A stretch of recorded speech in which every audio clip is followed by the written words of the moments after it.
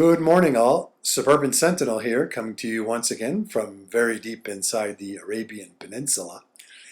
In my last video concerning the switch from 5.56 millimeter rifle cartridges to 300 blackout, I mentioned that my minimum desired inventory of any given rifle or pistol cartridge was and is 100,000 rounds. Now, I got a bunch of comments and messages saying, "Are you nuts? 100,000 rounds? That's an awful lot of ammunition. What on earth would you do with that ammunition?"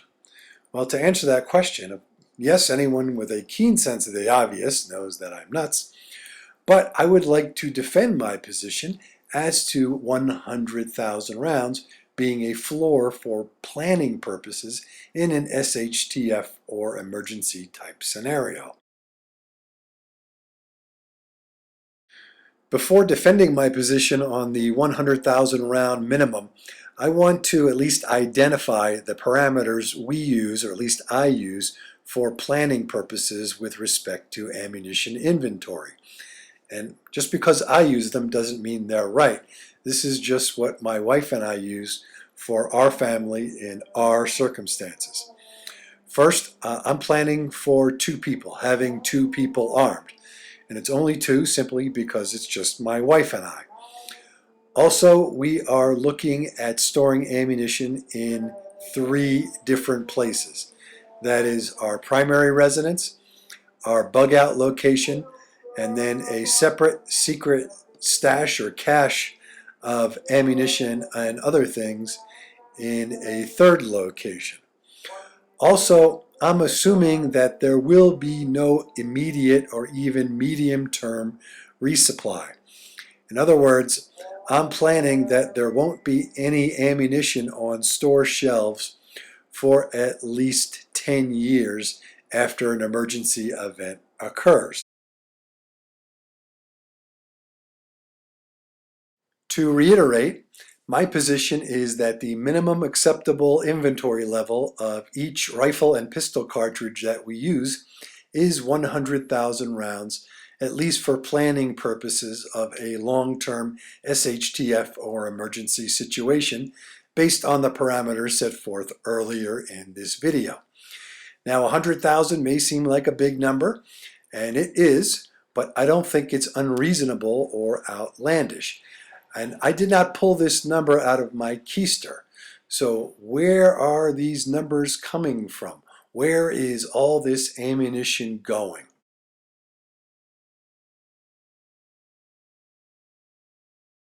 First off, I apply the standard logistical loss factor. What the hell is that? Any of you who've ever dealt with military logistics probably know what I'm talking about.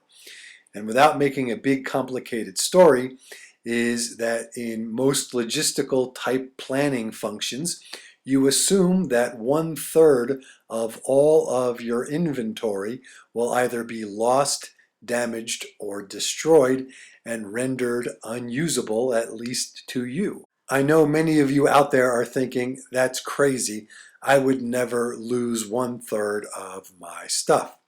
But if you believe that, I'd like to introduce you to a friend of mine known as Mr. Murphy. If it can go wrong, it will. Shit happens. That's just the way of the world. You have fire, flood, seizure, earthquake. Anything can happen. You may get bad ammunition from the factory. Just you have to plan for things going wrong, because on occasion they do. If all of your stuff remains intact for the duration, that's great. Consider that a huge win. But for planning purposes, I believe it is both reasonable and prudent to factor in loss, damage, or destruction of the things you need to buy in advance to plan for an SHTF scenario. As such, applying the standard logistical loss factor, your 100,000 rounds that you started with, at least for planning purposes, is now down to about 66,000 rounds. As the old saying goes, don't put all of your eggs in one basket. I believe that most preppers are not going to store their entire stash of ammunition in one place. For planning purposes, I'm using 3 places. Of course, you may have fewer or you may have more. But I think it is both reasonable and prudent to assume that once you get to a place, you might not be able to get to your alternative locations.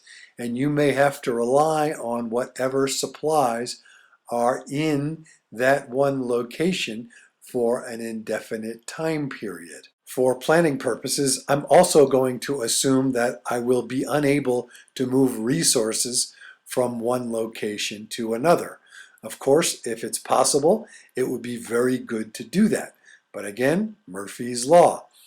Sometimes things happen when you're away from home and you may not have the opportunity to move resources around, and you may be stuck with whatever resources are at the location you have chosen, and you may not be able to get to your other locations without undue risk. Therefore, assuming my 66,000 and change rounds are spread equally among the 3 locations, and I can't count on having access to more than one, the 66,000 rounds becomes 22,000 rounds, or 1/3 of the remaining balance before applying the not all eggs in one basket factor. Don't forget training. In the event of an SHTF type scenario, we can't just forget about training with our firearms. In point of fact, in that type of situation, it would probably be more important than ever to train regularly with our weapons. Recall that for planning purposes, I'm looking at arming 2 people for a period of at least 10 years. Now also assume that we're going to train and shoot at least 1,000 rounds with each type of weapon per year. And that's not a hell of a lot of training. But if you factor this in over a 10-year period, that's 20,000 rounds of ammunition. Therefore, our stash of 22,000 rounds of ammunition is reduced to a mere 2,000 after a period of 10 years with 2 people doing just a modicum of training. Of course, if you add a number of able-bodied shooters, that number, at least the training requirements, are going to increase commensurately. So that would put more pressure on your ammunition supply. So after our little analysis here, we have 2,000 rounds left. Now that sounds like it would be adequate unless you were in some type of post-apocalyptic scenario or in an all-out war. And it seems like it would be more than enough. But also remember that it doesn't leave you a whole lot of breathing room if things go wrong and the logistical factors come true. And again, remember my friend Mr. Murphy and his set of laws. Also, consider the possibility that you might want to provide additional ammunition to a friend, a neighbor, or a close relative for the purposes of mutual defense. Or you might want to be able to use excess ammunition for barter purposes. In an emergency or long-term SHTF scenario, ammunition will very likely become a very valuable commodity, and you might want to use extra ammo to trade for other things. In conclusion, I hope I have made a compelling argument that 100,000 rounds of ammunition is not a completely outrageous or unreasonable number. Certainly, I'm not saying go out and spend all of your money on bullets and ignore other preps. It's just keep in mind what could happen, the different scenarios, and that how our careful planning might help us in the future.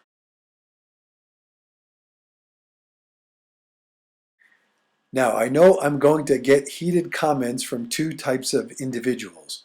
One, the reloaders, and two, the people that believe that they will have all the ammunition they need by scrounging in a post-SHTF type situation.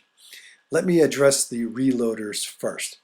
Those of you who reload, you have my undying respect and admiration. However, I believe that the 100,000 round lower limit is a good thing to apply based on whatever adjustments you have to your particular needs, even if you reload. And I'll address that in a separate video. To those of you who plan on just taking ammunition from dead soldiers and other deceased individuals or stealing it, all I have to say to you is get real. You are living in a complete fantasy. You are probably not going to be able to get an adequate supply of ammunition by scrounging it. So put down the video game controllers because that is a complete farce. So that's all I have to say on the subject for now. Thanks for watching. This is the Suburban Sentinel. Please thumbs up, share, and subscribe if you like what you see. I'd also love to hear what you think about the 100,000 round policy that I have. Love to hear some differing opinions. Those are always welcome, so long as they're done in a rational and respectful manner. Shoot safely, everybody, and don't forget to prep.